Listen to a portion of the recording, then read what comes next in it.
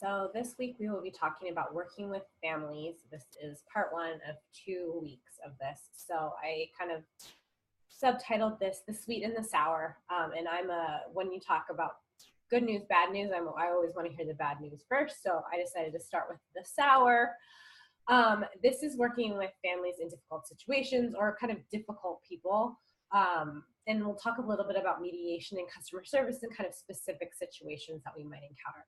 Unfortunately, fortunately, most of the people that we come in contact with as far as families and parents are wonderful. They're really nice people. We love their kids. We like working with them. We get to have a pretty good working relationship with them. We can say hi. We have events. They come to them. If there's an issue, they want something to happen or something not to happen in the classroom, they easily take care of it with the teacher. You don't have to be involved. And that's the vast majority of the families that we work with.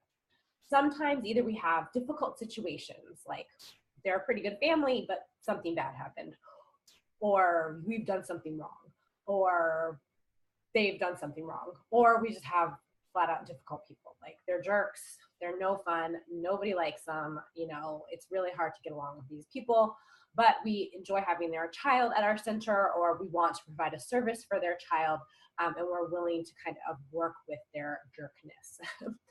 I am going to I have 2 resources that I just wanted to talk about real fast before we get started.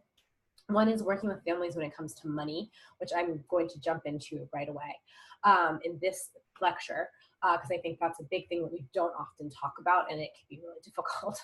And then, so there's a couple pages on that, and there's some really good resources at the end, and I believe that it comes from West Ed.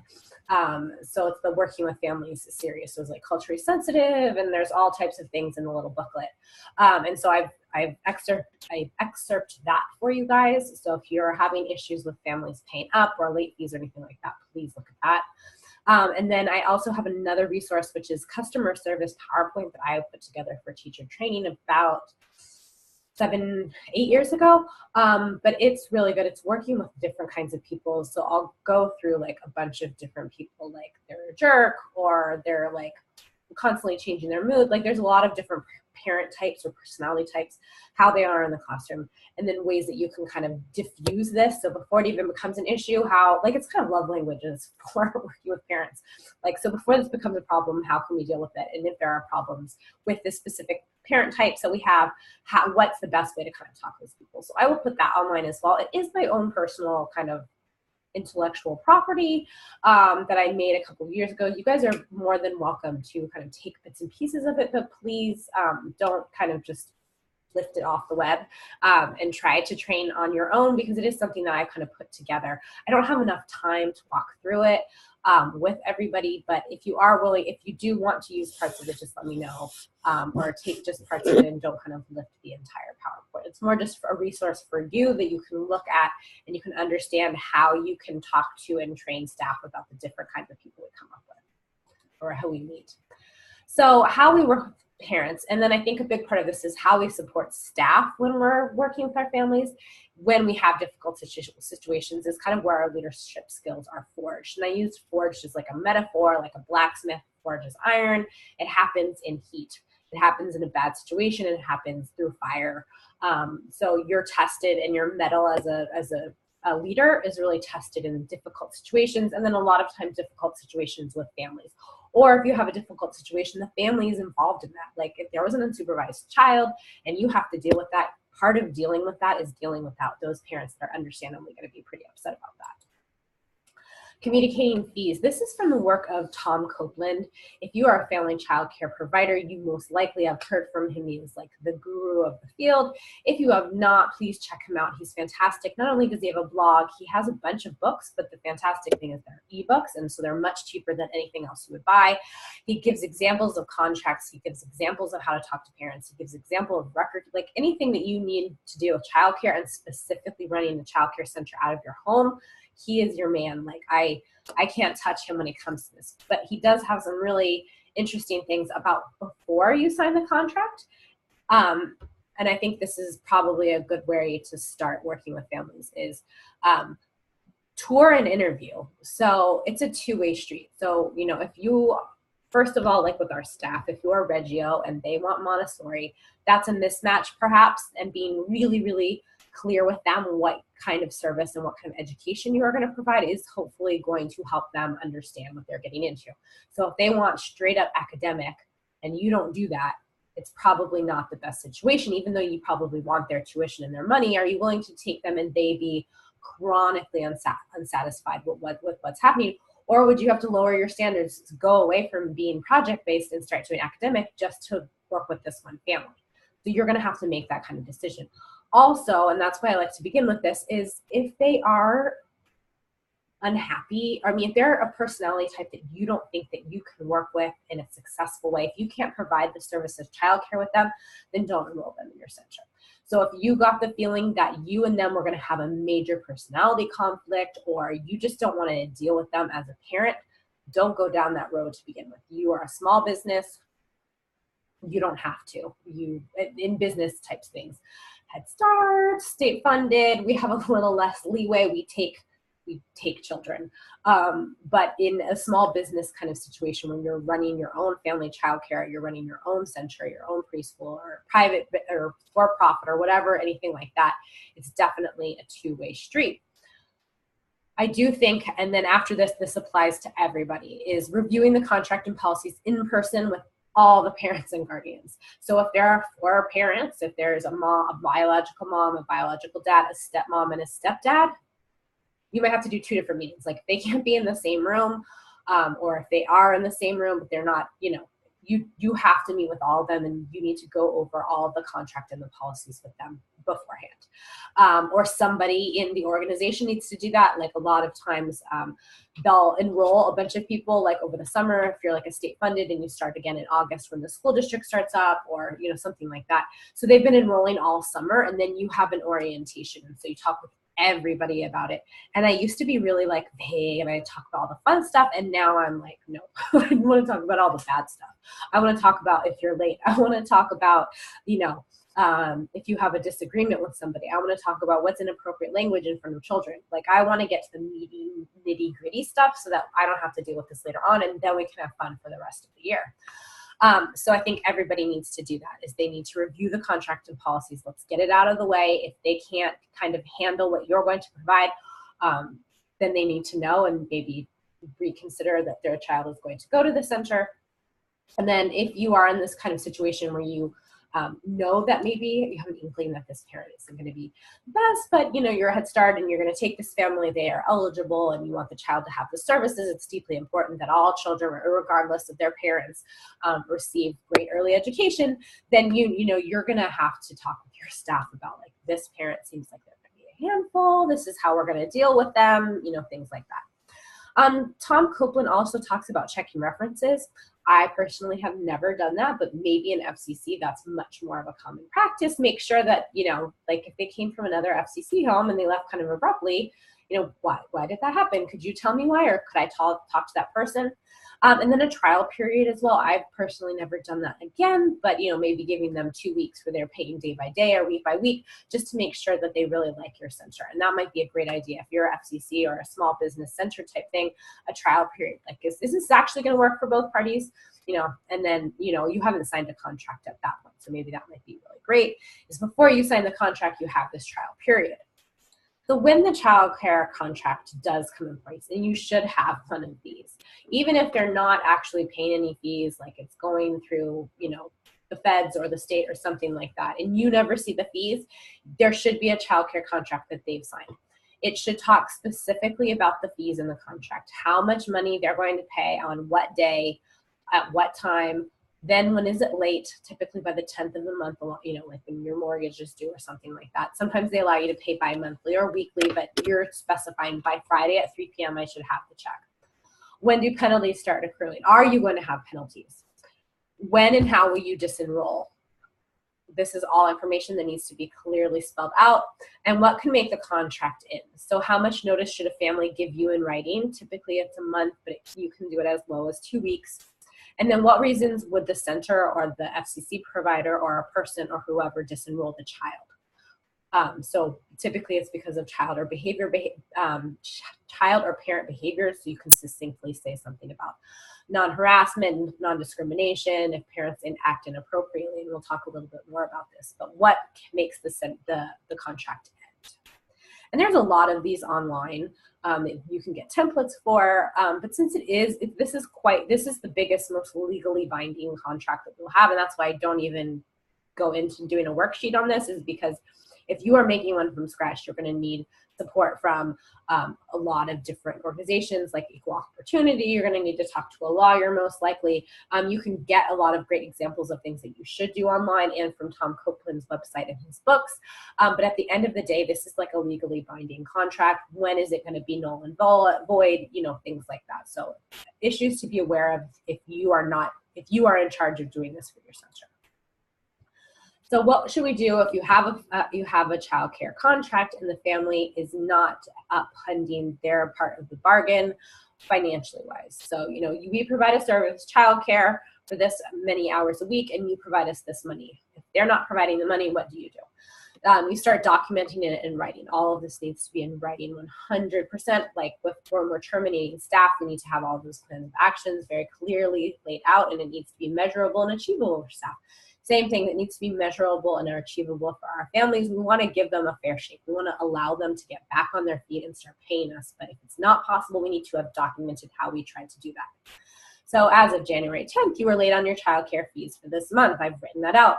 You know, please pay by this day. If there's no response, if there is a response, accept payment. That's great. Here's my money. I'm so sorry I was late. It will never happen.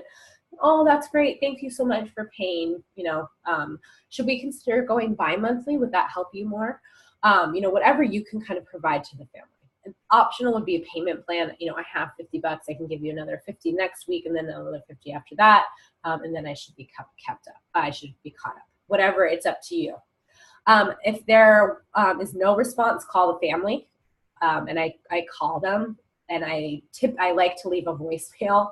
Although that's sometimes really difficult as well.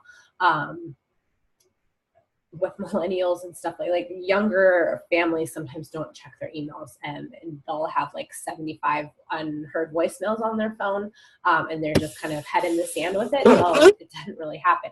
But I typically will call the family either so I can talk to them directly, or if they have a home phone, calling and leaving a voice on that voicemail. Hi, this is Jolie at blah, blah, blah center.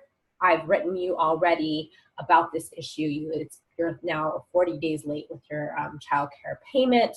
I need to speak with you as soon as possible so that we can rectify this situation. Then I write the date, the time, who I left the voicemail with, which number, that type of stuff. So if there's no response after the call, you write another letter and you formally set limits of this much money must be paid by this date, or else services will no longer be provided. So if you haven't paid by February 29th, the balance of $250, then your child will no longer have childcare on January 29th or something like that. So just an example of like how long it can take. Sometimes it can be months and months and months, especially as a small business owner. Not being paid in this kind of situation can be really difficult, and it needs to be as formally written down as possible, all the steps that you've taken with your child. If you can, payment plans, working with the family. If you can't, at least you are letting them know in advance what you can and cannot do financially, because this is your business as well. For people who are not, you have an accountant or you have an accounting department and stuff like that, I think the best thing to know is, especially if you're starting a new job or accounting is changing, what do they want you to do?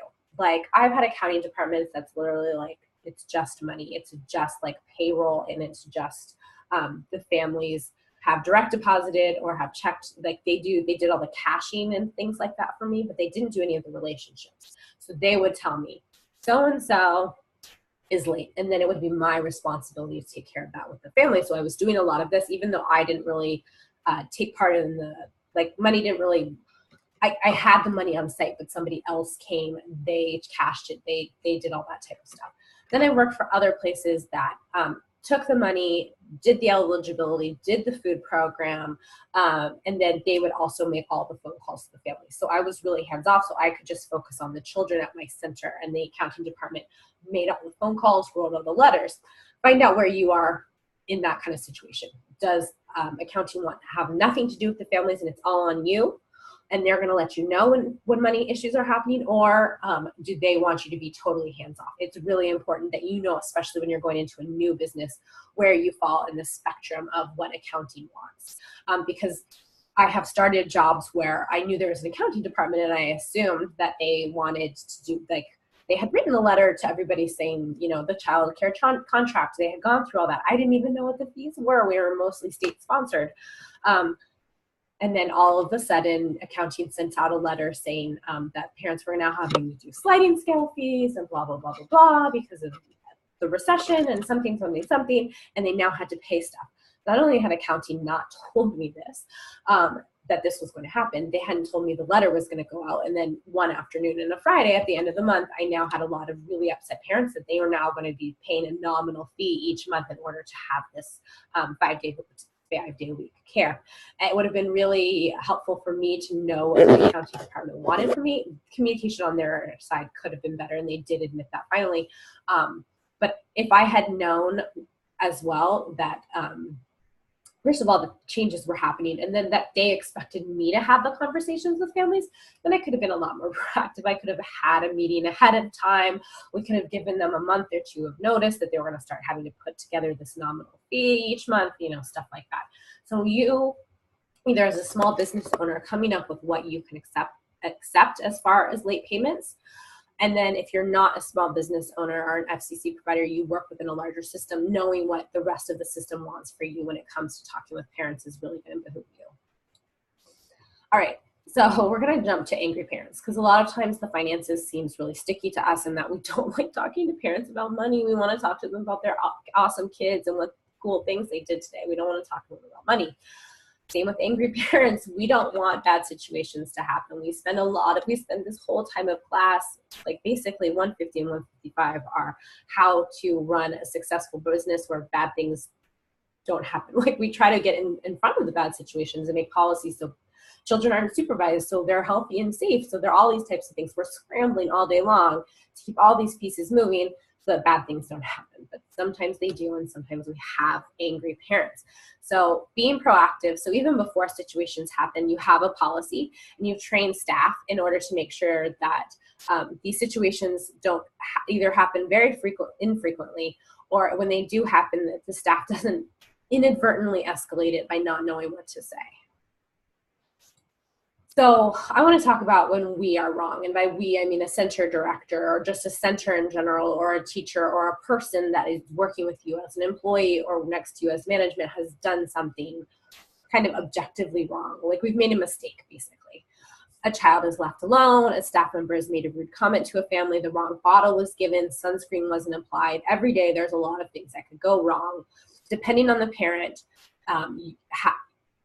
depending on the severity, and then also on the parent's behavior, is going to tell you how you're going to address their fears, their anger, their sadness about what has happened. You also need to address the employee involved. So consequences with this, and this is really separate to this, I'm really talking about parents, but as when dealing with the situation, staff will come into it. So if they left a child alone, that's probably termination. If it's a rude comment, retraining them on customer service, talking to them about stress levels and self-care and stuff like that. Wrong bottle given, sunscreen isn't applied, that's a policy issue, so that's training on policies and procedures.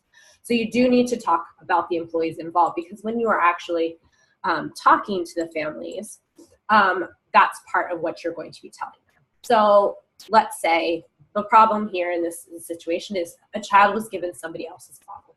You have an infant classroom, there's 16 infants, and there are 5 teachers in that area.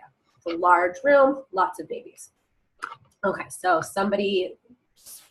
2 children, both on formula, different types of formula, they were switched, and each child was given a different type of formula. I'm not gonna get into the whole breastfeeding thing because it's a bodily fluid, and you'll have to kind of talk through the whole bodily fluid thing like that as well. And then it's another woman's bodily fluid that maybe a child whose only formula fed is now having, and it makes it a little bit more stickier. So I'm just going with the formula at first. If you want to talk more about that, we can now. So a recap of the policy procedures in the classroom and how it will be dealt with. So I would let the parents know. So this morning, Jaden got the wrong bottle of formula. I know that he's usually on Infamil, but today he got Similac. The teacher saw a red label on the bottle and she didn't check the name. And she gave it to Jaden, whose name also has a red bottle. What we're doing is we're changing all the labels so that it's really clear cut on whose names is who, and we're retraining staff on feeding of infants and then the importance of verifying the child, the name, and the bottle.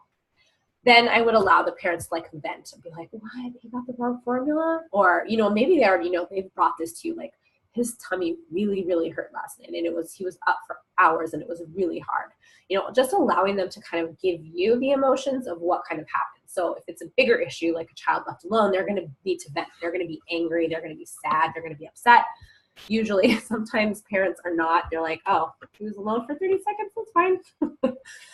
But if they are upset, this is the time where you're going to allow them to show those emotions. Then you're going to echo their feeling and acknowledge it as valid.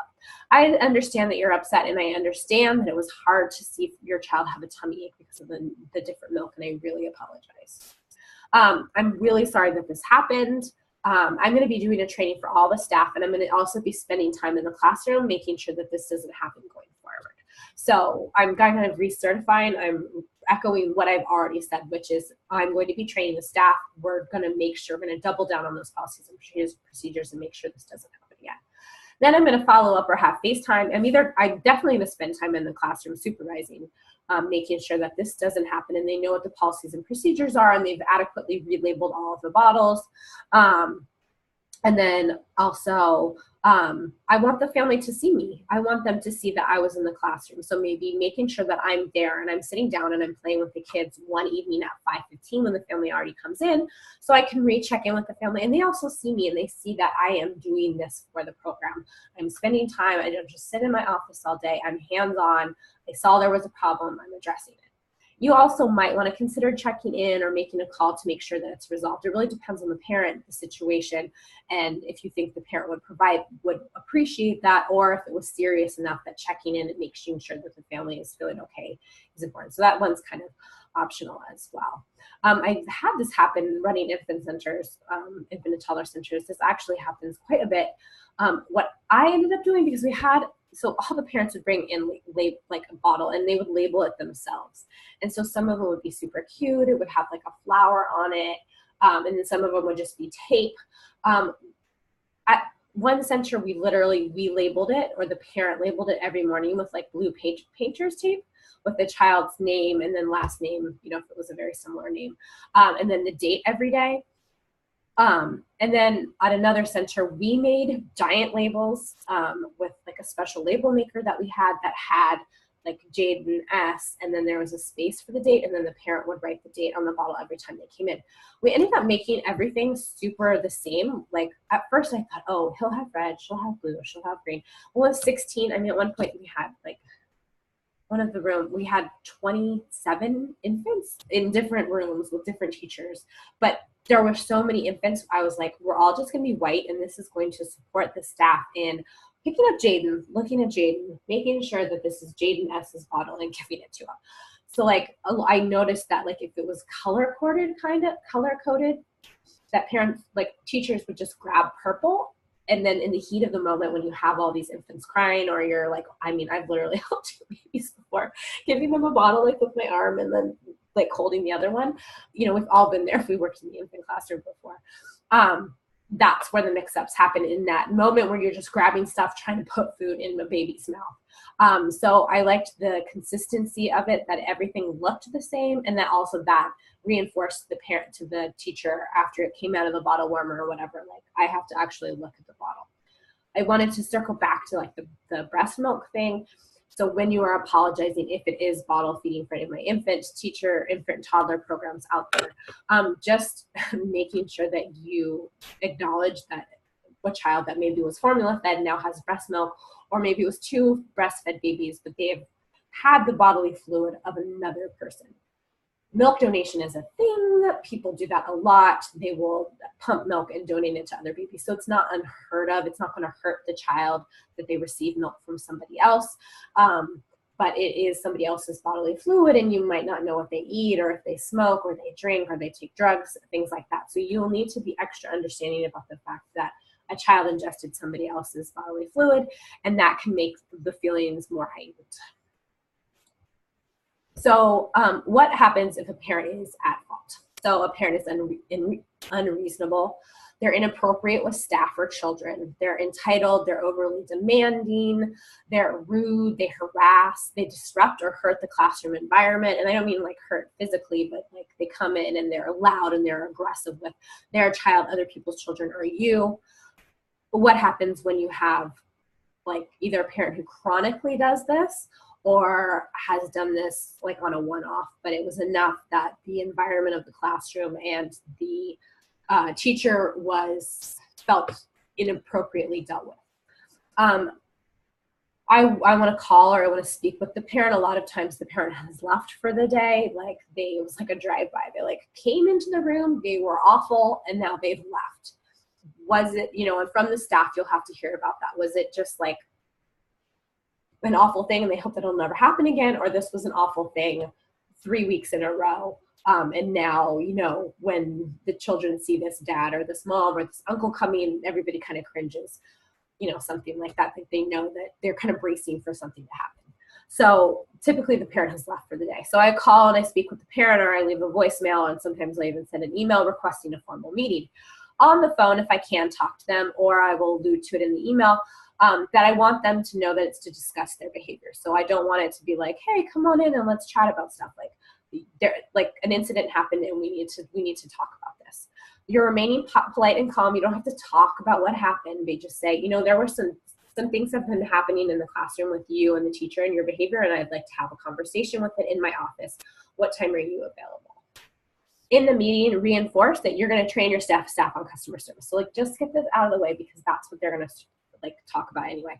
So say, so yesterday you came into the office, you kicked a chair because you were upset that your child only had peas for lunch. And so then you told your parent, then you told the staff member, that this was bullshit.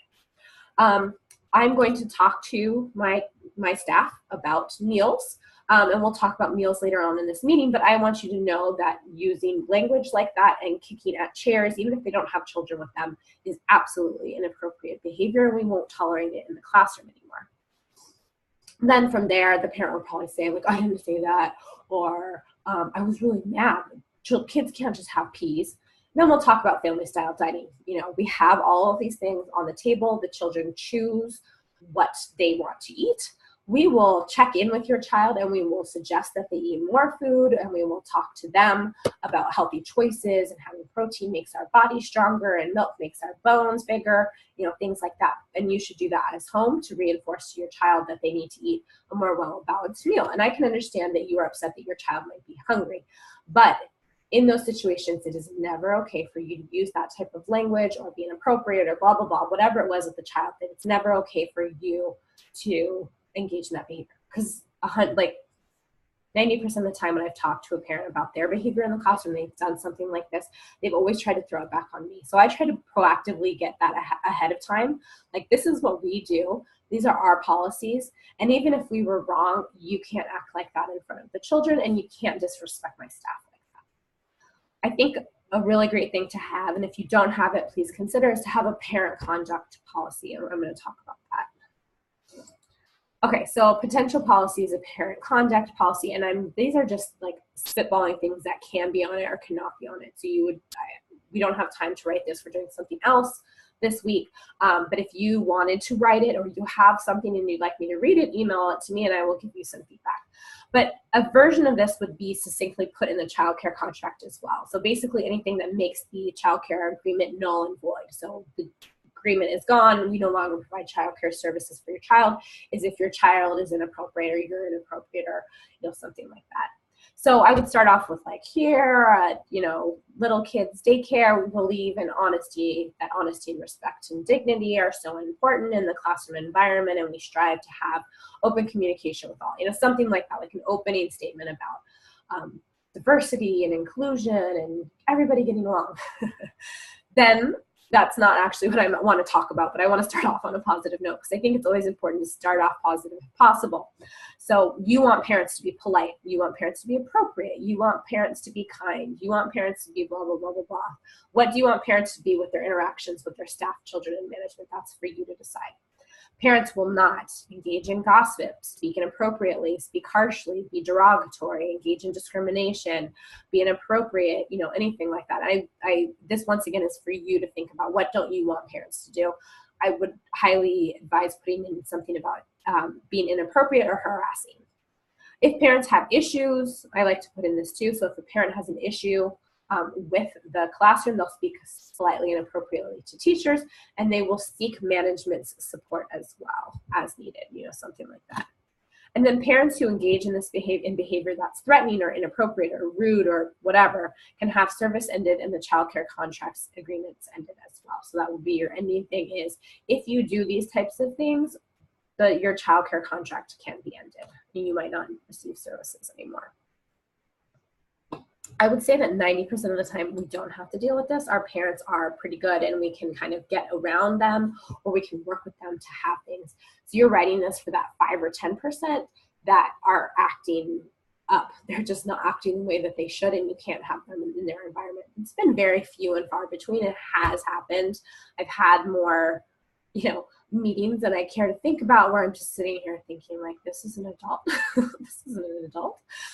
You know, adults don't act like this. They don't, you know, that example about the food thing where the parents said that something was bullshit, you know, pardon my French, but that has happened quite a few times where parents let an F-bomb fly or something in the classroom where, you know, I've really had to speak because not only do the little pitchers with little ears hear this, but it's inappropriate for my staff to hear this. This is their workplace. All right, so the fantastic part about this week is this is your last assignment. You guys have worked really hard. I've been throwing things at you every week. I totally understand that this class is very writing heavy and there's a lot to do at 16 weeks. So I've given you all these assignments. Last week, you kind of put them all together into an operational file that I'm still looking over. This is your last one, and this is scenarios. So I'm giving you a lot of really hard situations so that you can work through it. You can talk about it. Maybe it's happened to you. Maybe you'll write something and I'll get a fantastic idea and be like, man, why didn't I ever do this? Or maybe you are transitioning into being a mentor teacher or an assistant director or into a directorship out from being in the classroom and you've seen people do this, but you haven't actually done it yourself. So this is your opportunity to work through some really sticky situations. Like I'm talking like drunk parents, custody agreements, all those types of things that I've had to do before that I dislike really having to do, but every so often will happen in the classroom or in your center. How are you going to deal with it? So I don't have like a right or wrong, like I don't have a key anywhere about, you know, when you should do this or when you should do that or what kind of answers I'm looking for. I'm just looking for the idea that you kind of worked through it. It's still grammatically correct. You have spelling. You've written out something coherent that I can actually read, but maybe you're still exploring the ideas of like, maybe you've never had to call the cops on a parent. You don't know what that would involve. You know, since I'm talking about it, I will right now. So I had a parent come to the center. I was an assistant director. Well, I was a director, but I was like a month on the job, so I knew nothing. So there was another director there. We had a drunk parent come in, like visibly slurring, stumbling into things, like parked in the middle of the parking lot, stumbles in, says hi to us, and continues on into the classroom. I look at the director and I'm like, what? And she's like, okay, he's drunk, we need to stop this. So we go into the classroom and we tell the parent that they cannot pick up their infant and put them into this car, that he's obviously intoxicated and he needs to arrange for somebody else to come pick up the child, and he shouldn't be driving in this state either. He gets upset. He basically doesn't run. He's too drunk to run, but he kind of stumbles out of the center, really upset, and we're not physically going to stop him. Like if he had gone for the infant, it would have been a 911 call. Like, I don't know what I would have done in that situation. It didn't come to that. We told him he couldn't pick up the infant. He's looking at all these women who are like, no, you're not picking up a baby drunk. And he goes to his giant car and he gets in, and as he's driving or swerving away, we see that there's children in the backseat already, which we hadn't seen before this happened. So we called, the director ran out, she got part of the license plate, and we called the sheriff's in that town, and they came out and we made a full report. And I think they eventually like served him with something because of this. From that point, we didn't really know what to do, because that's a really valid reason to not have a child care contract null and void, like the kid can't come back. But there were some extenuating circumstances and some custody issues. So we ended up changing the contract so that he was no longer able to pick up, and his estranged wife was, as long as she was sober. And we like made a big deal about how important sobriety is, and like that type of stuff, and tried to kind of support her in no longer having contact with him since he had shown himself to be quite inappropriate at the time. That would 100%, that's a call that you need to make on your own from that kind of situation. But I just wanted to talk about generally when I have had, that was one of the times when the police have been called in the kind of situation. So you're going to have something similar to that in that a parent is drunk. What kind of would you do? I also have one about a custody agreement. There's different kinds of scenarios. They're kind of sticky situations. There's no right or wrong. I just need you to write a paragraph, 2 paragraphs about what do you think would be the best next steps as a full director or as the supervising person. So even if you're in the classroom, but this happens, what would your next steps be in order to make sure that you're keeping the children safe, you're keeping the staff safe, and you're keeping the program as safe as possible. So that is our assignment for last week. And then after that, you have no more, just focus on your group projects. So we have about 4 weeks out. So for the rest of the classes, we'll have no more online assignments. So that time that you have been spending working on those online assignments, you need to work on your group project. Some of you, it's been a little bit difficult because some people work during the week, and some people I know work on the weekends on Saturdays and Sundays. So this is your opportunity to that time that you had previously allocated towards doing the online assignment, you are doing to finish your slides, to have it narrated, and to get that handout ready, because I believe that it's due on in May. It is due in May, and so it needs to be done on that day. And you also need to have your online individual statement or individual outline done. So this is like what I did. I did slide 5, 6, and 9. I learned this. This is what happened, blah, blah, blah, blah, blah. That's half your grade. So there's the actual group project, how well it went, and then kind of what your part was. And I do that individual outline so that if you are struggling with your group, you can clearly say what parts you did so that you are not being penalized for possibly other people in the group and not pulling their fair share. Because I was a student, I know exactly how that does. I've been there like basically feeling like I've done the whole thing. And so we wanted to give people the opportunity to be able to say what they had done or not done honestly as much as possible so that we can give you a fair grade based on kind of what you say that you did. So in conclusion, acknowledging for, preparing for, and dealing with inevitable disagreements with families will help your program. So it's inevitable. Something is going to happen. A child's going to be left on the playground. They're going to fall asleep in a weird spot. They're going to get a sunburn. You know, they're going to break their leg on the monkey bars. I mean, stuff happens every single day with all the ages that we have. It's going to happen.